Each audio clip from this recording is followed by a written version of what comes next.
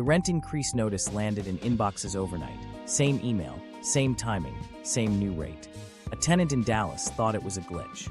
Another family in Phoenix compared notes on social media and realized they'd both been hit with identical numbers. Within days, it was clear this wasn't coincidence. It was pattern recognition by machines. Behind the scenes, landlords weren't setting prices with neighborhood comparisons or gut feelings anymore. They were using software, programs built to scrape mountains of rental data and dictate exactly how much a unit could charge.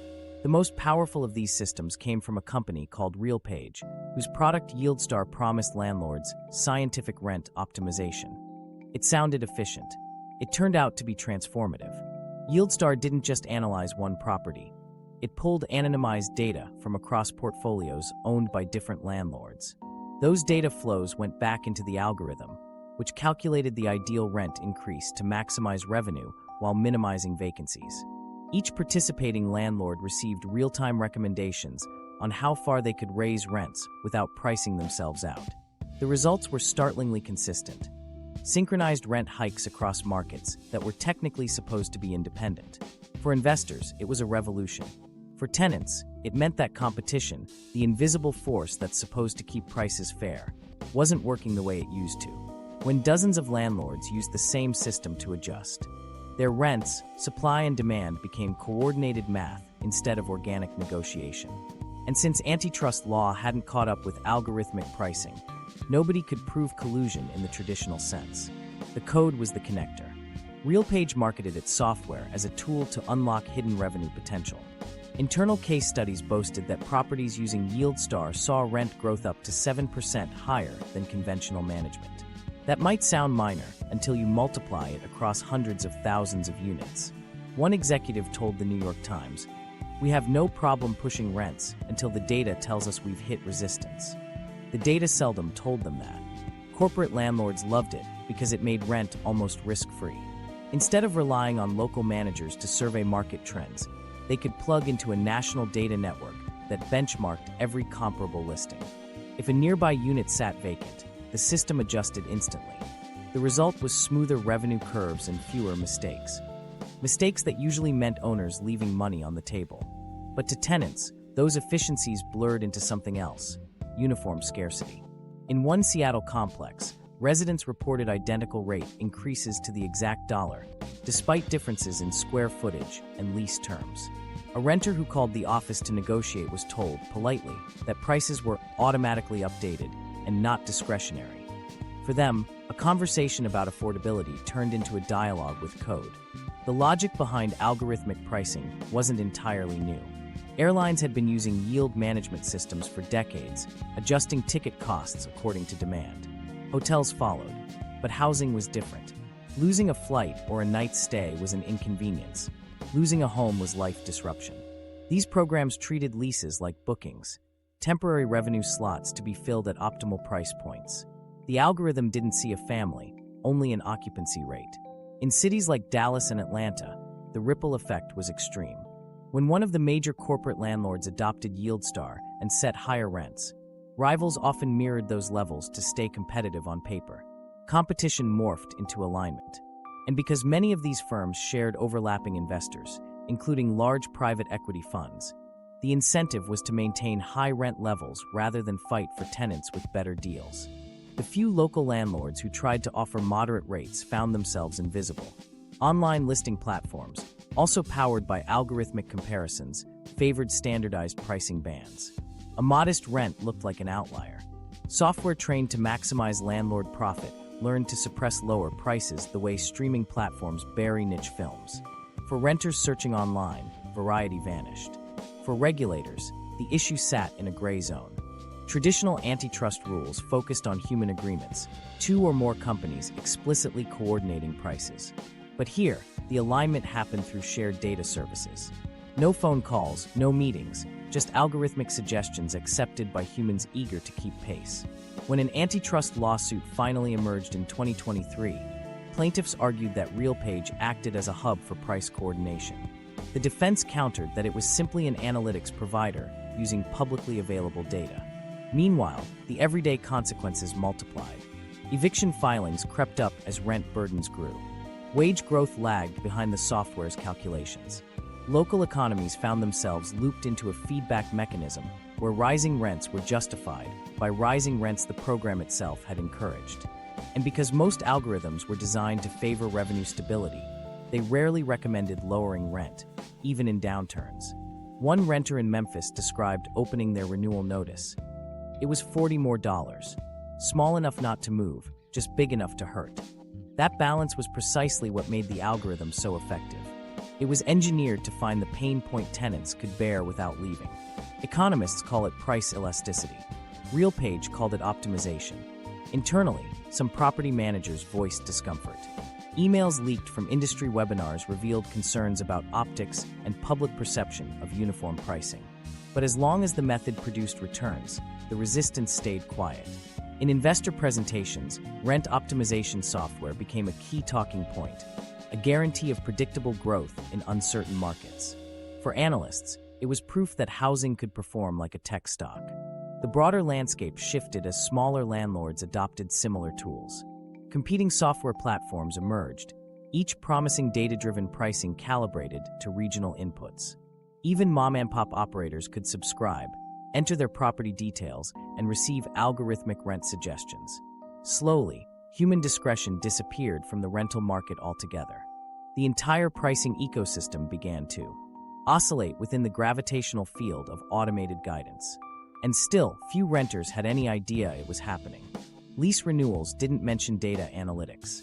Terms like revenue optimization stayed buried in shareholder documents. The process was invisible by design.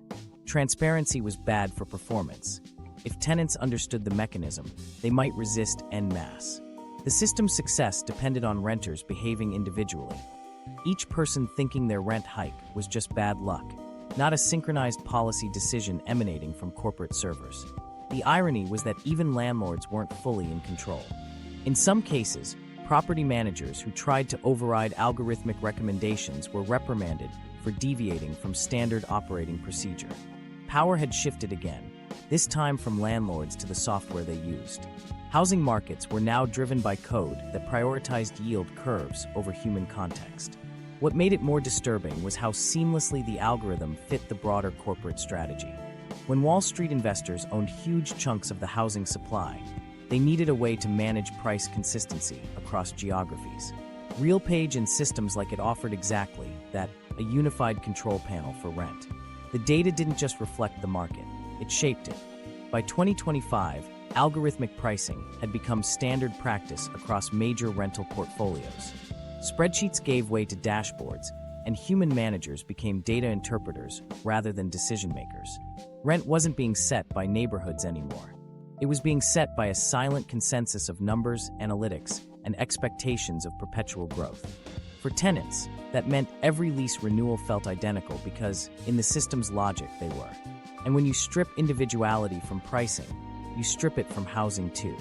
The variation that once defined communities flattens into uniformity. One more product optimized for performance.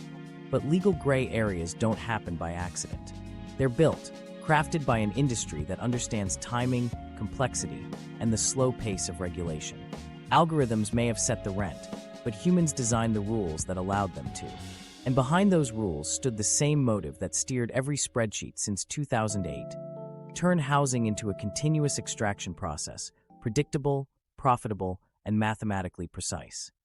The legal loophole industry. By the time the algorithms took over rent pricing, the legal groundwork had been meticulously prepared. Every major loophole had a purpose, to keep profit flowing even when public anger rose. Corporate landlords didn't just exploit inefficiencies in the housing market, they engineered inefficiencies in the law itself. At the street level, these schemes looked like everyday frustration.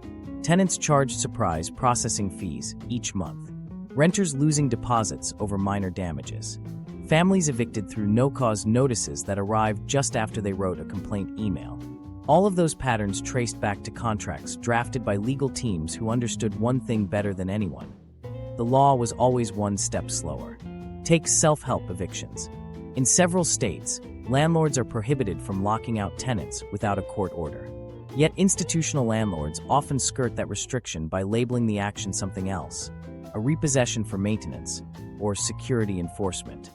Tenants, lacking money for lawsuits, typically let it slide. Every loophole became a silent experiment in compliance thresholds. How far can you go before someone pushes back? Then came the bigger game, the tax-subsidized housing cycle that turned public programs into private jackpots.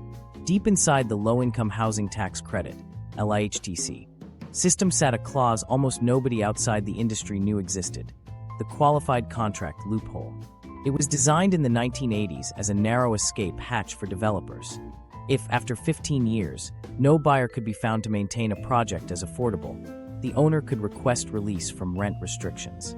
In reality, corporate landlords learned how to game it. They searched for buyers they knew wouldn't qualify, then declared the effort failed. One signature later, affordable housing disappeared overnight. The result? Over 115,000 apartments nationwide lost rent protections through this single loophole, each one a vanished lifeline for low-income tenants. In Phoenix, one developer used the qualified contract clause to remove rent caps from a 264-unit complex that had received more than $4 million in federal credits to stay affordable. They flipped it 2 years later for $63 million, hiking rents by around 50%. Legally sound, morally bankrupt. And for regulators, just another technical compliance. One of the most extreme examples happened in Phoenix.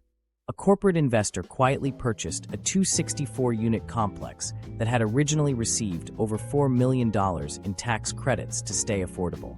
Within 2 years, they leveraged the qualified contract rule to lift price restrictions, flipped the property for $63 million, and advertised rent increases averaging 50%. For regulators, it was technically legal.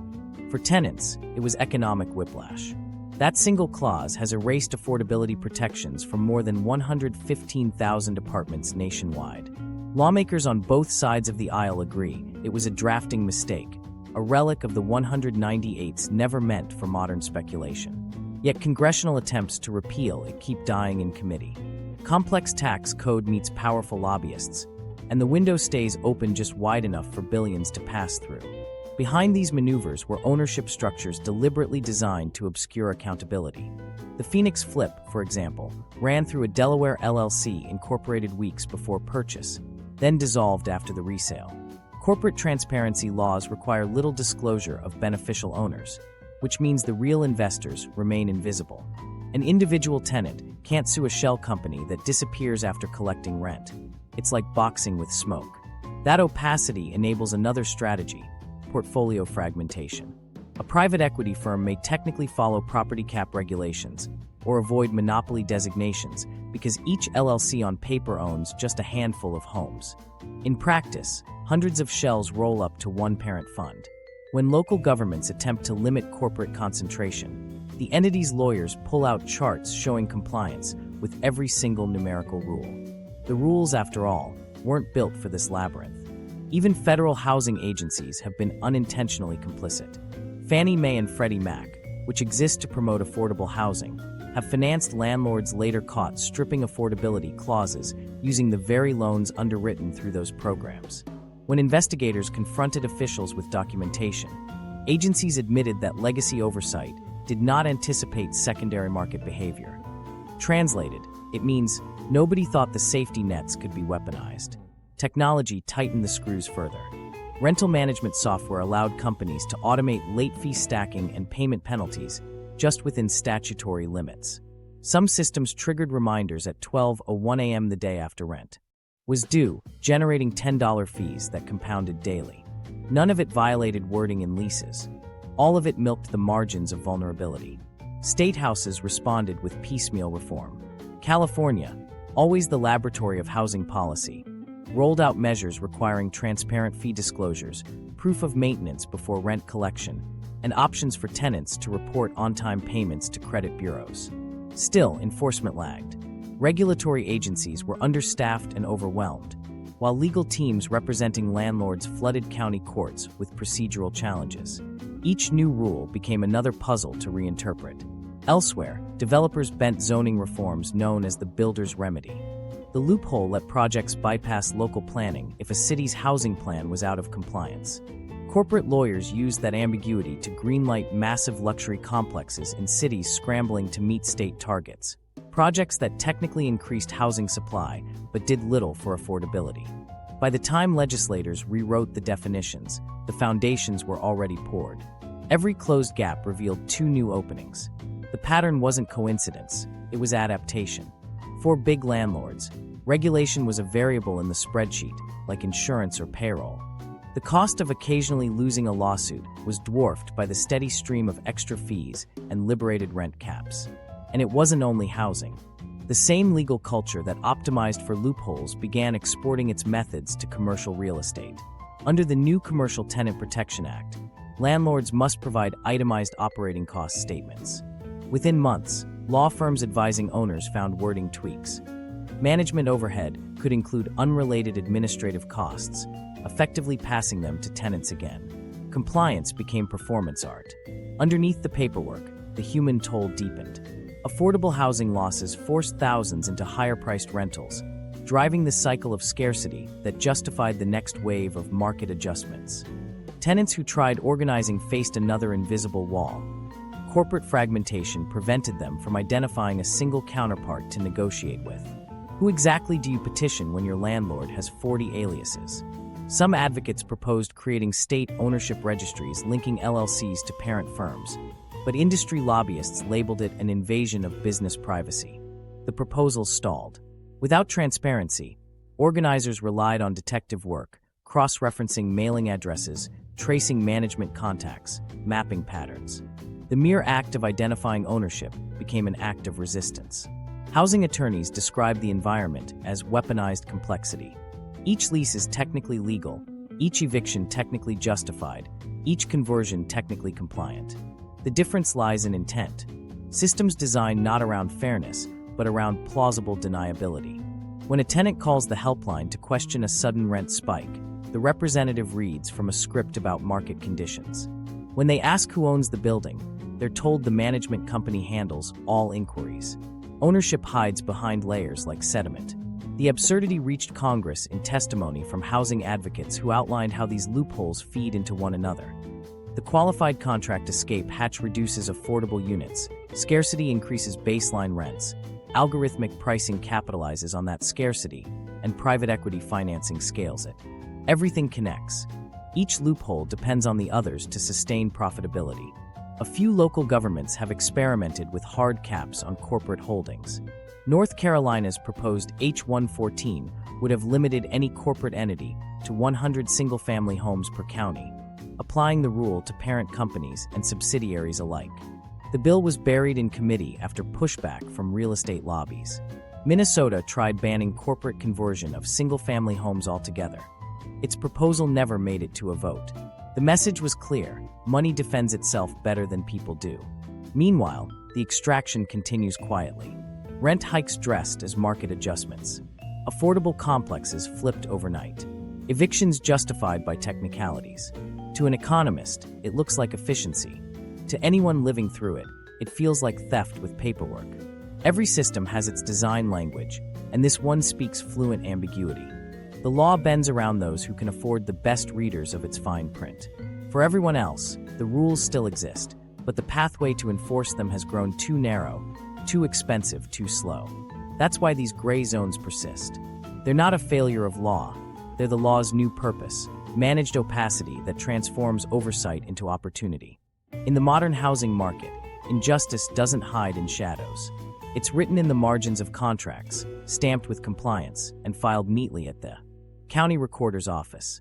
And every time a reformer finally catches up to close one of those gaps, corporate attorneys are already drafting amendments for the next session. Because in this industry, vulnerability isn't a risk, it's a revenue stream. Every loophole closed opens two more doors for profit. Private equity's playbook.